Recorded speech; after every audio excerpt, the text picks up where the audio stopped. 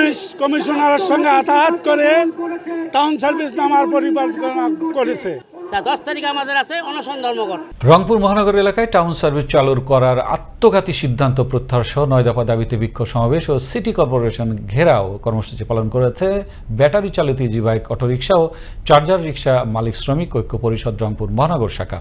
রবিবার দুপুরে একটি বিক্ষোভ নগরীর প্রধান সড়ক প্রদক্ষিণ শেষে সিটি কর্পোরেশন প্রধান ফটকের সামনে সড়কে অবস্থান নেন এই শ্রমিকরা।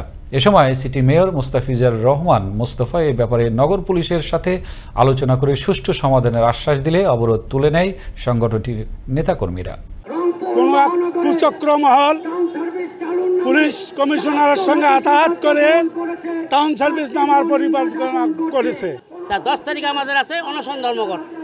আজকে হলো সিসি বরং ঘেরাও করলাম এবং 10 তারিখে আমাদের অনশন ধর্মঘট। আমরা না খায় রাস্তায় শুয়ে পড়বো।